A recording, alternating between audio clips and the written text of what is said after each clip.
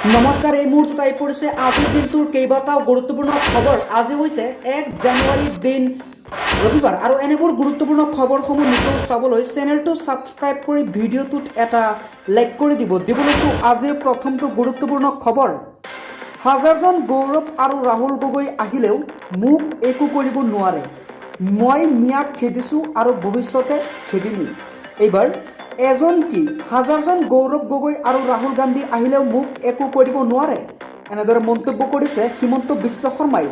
গোটেই পৃথিৱীখনে মিয়া কৰিব বিচাৰিছে কংগ্ৰেছে গোটেই পৃথিৱীখনক মিয়া কৰিব বিচাৰিছে। অসমীয়া পাহৰি কেৱল মিয়া মিয়া কৰি থাকে কংগ্ৰেছে। মিয়াৰ বিষয়ে কিবা এটা ক'লেই কংগ্ৰেছে হাল্লা কৰি দিয়ে। কংগ্ৰেছে নতুন বৰ অসমত মিয়াক সোমোৱাব বিচাৰিছে। বাংলাদেশী মিয়াক যিমান পাৰোঁ সিমান খেদিবলৈ চাম। এয়া অসমীয়াৰ জীৱন মৰণৰ এটা কথা। বাংলাদেশীক যিমান পাৰোঁ সিমান অসম এৰিবলৈ চেষ্টা কৰিম। পৰৱৰ্তী খবৰ, মোৰ বিৰুদ্ধে এটা কেছ দিছে কিন্তু তেওঁৰ বিৰুদ্ধে 100টা কেছ কৰিব। এইবাৰ হৰ্ষ মানধনা নামৰ এজন যুৱকে হিমন্ত বিশ্ব শৰ্মাৰ বিৰুদ্ধে কেছ দিছিল আৰু এই কেছৰ প্ৰত্যুত্তৰত হিমন্ত বিশ্ব শৰ্মাই ক'লে, মোক যিহেতু এটা কেছ দিছে গতিকে তেওঁৰ ওপৰত 100টাকৈ কেছ কৰিব। কোন হয় হৰ্ষ মানদাৰ? মই তাক চিনি নাপাওঁ। মুখ্যমন্ত্ৰীয়ে এনেদৰে ক'লে, হৰ্ষ মান্দা কোন মই চিনি নাপাওঁ। এনেকুৱা হৰ্ষ মান্দাৰ মই জীৱনত বহুত দেখিছোঁ।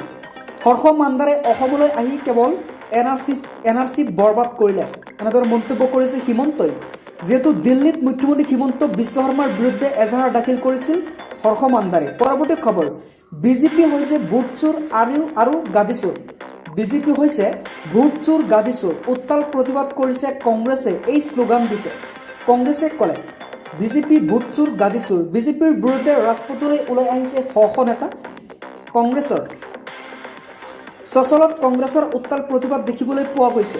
এছআৰৰ নামত ভাৰতীয় নাগৰিকৰ সাংবিধানিক অধিকাৰ খৰ্ব কৰিছে বিজেপি চৰকাৰে। ভাৰতীয় নাগৰিকৰ নাম কৰ্তন কৰিবৰ বাবে দেশৰ নিৰ্বাচন আয়োগক অস্ত্ৰ হিচাপে ব্যৱহাৰ কৰিছে বিজেপিয়ে। প্ৰদেশ কংগ্ৰেছৰ সভাপতি গৌৰৱ সহ উপস্থিত অন্যান্য নেতা। পৰৱৰ্তী খবৰ, DNA টেষ্ট কৰক মিয়াসকলক। এইবাৰ আধাৰ কাৰ্ড পৰীক্ষা কৰি লাভ নাই মিয়া মিয়াসকলৰ DNA টেষ্ট কৰক। ভুৱাকৈ নথি উলিয়াই বাংলাদেশী মিয়া হৈ পৰে ভাৰতীয়। ভুৱাকৈ নথি পত্ৰ ওলাই তেওঁলোকে আৰু বাংলাদেশী হৈ পৰে ভাৰতীয় হৈ পৰে একাংশ মিয়া। এমাহৰ ভিতৰত মিয়া কৰিব লাগে তন্নতন্নকৈ পৰীক্ষা। মিয়াসকলৰ সকলো পৰীক্ষা কৰিব লাগে তন্নতন্নকৈ। বেদখলকাৰী মিয়াক আটক কৰিব লাগে। যিসমূহ বেদখলকাৰী আছে তেওঁলোকক আটক কৰিব লাগে। চৰকাৰলৈ এটা ডাঙৰ আহ্বান জনাইছে এইবাৰ প্ৰবীণ ভাই টোগাৰীয়ে। বহিৰাজ্যত বন্দুকোটাৰ ভিতৰত 4জন যুৱকক হত্যা কৰা হৈছে। হয়, আপোনালোকক জনাইছোঁ এটা খুবেই মৰ্মান্তিক ঘটনা। বহিৰাজ্যত কাম কৰিবলৈ গৈছিল 4জন যুৱক আৰু এই 4জন যুৱকক এটা বন্ধ কোঠাৰ ভিতৰতে দুৰ্বৃত্তই হত্যা কৰি পেলাইছে আৰু এই ঘটনাটো এতিয়া চাঞ্চল্য বিৰাজ কৰিছে। শুই থকা অৱস্থাতেই উদ্ধাৰ হৈছে 4জন যুৱকৰ মৃতদেহ। জনামতে বাংগালুৰুত কাম কৰিবলৈ গৈছিল 4জন যুৱক আৰু তেওঁলোকৰ মৃতদেহ উদ্ধাৰ হৈছে এটা বন্ধ কোঠাত। বাংগালুৰুত এই ঘটনা সংঘটিত হৈছে বুলি জানিব পৰা গৈছে। নৰেন্দ্ৰ টাইট, জনঞ্জয় টাইট আৰু ডেক্টৰ টাইট এই যুৱকজন আছিল বন্ধ কোঠাত।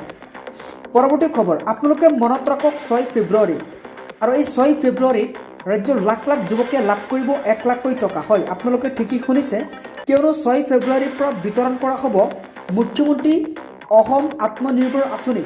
ৰাজ্যৰ হাজাৰ হাজাৰ নিবনুৱা লোকসকললৈ এটা ভাল খবৰ দিলে হিমন্ত বিশ্ব শৰ্মা চৰকাৰে। মুখ্যমন্ত্ৰী অসম আত্মনিৰ্ভৰ আঁচনিত আবেদন কৰা যুৱকে শীঘ্ৰেই লাভ কৰিব এই ধন আৰু এই যুৱকসকলে প্ৰথম কিস্তিত লাভ কৰিব 1 লাখ টকা। তেওঁলোকক 1 লাখ টকা দিয়া হ'ব। পৰৱৰ্তী ৭৫,০০০ যুৱকে পাব 2 লাখকৈ টকা আৰু 15 ফেব্ৰুৱাৰীলৈকে দিয়া হ'ব এই ধন বিতৰণ। পৰৱৰ্তী খবৰ, মুখ্যমন্ত্ৰীৰ উচতনিমূলক মন্তব্যৰ বিৰুদ্ধে উচ্চতম ন্যায়ালয়ৰ কাষ চাপিব এইবাৰ সংখ্যালঘু সংগ্ৰাম পৰিষদে। যিহেতু মুখ্যমন্ত্ৰী হিমন্ত বিশ্ব শৰ্মাই বহুতো উচতনিমূলক মন্তব্য কৰিছিল মিয়াক লৈ আৰু এই মন্তব্যৰ বিৰুদ্ধে এতিয়া উচ্চতম ন্যায়ালয়ত যাব সংগ্ৰামে। তেওঁলোকে কৰে আমিও কিন্তু হাত সাবটি বহি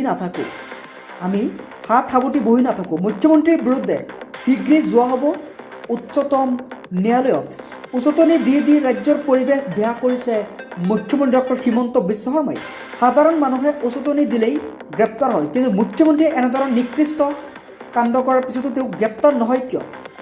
অতি শীঘ্ৰেই মুখ্যমন্ত্ৰীক গ্ৰেপ্তাৰ কৰিব লাগে, তাৰ বাবে আমি উচ্চতম ন্যায়ালয়ত সকলো অৱগত কৰিম, এনেদৰে মন্তব্য কৰিছে তেওঁলোকে।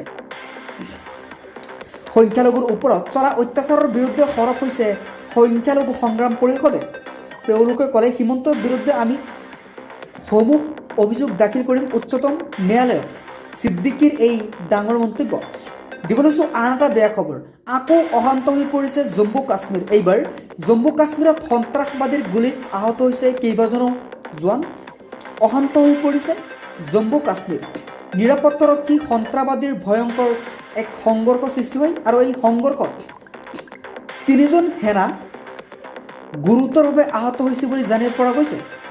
ততাতৈয়াকৈ সেনা জোৱানসকলক চিকিৎসালয়ত ভৰ্তি কৰা হৈছে, আৰু এই ভয়ংকৰ ঘটনাটো সংঘটিত হৈছে জম্মু কাশ্মীৰত।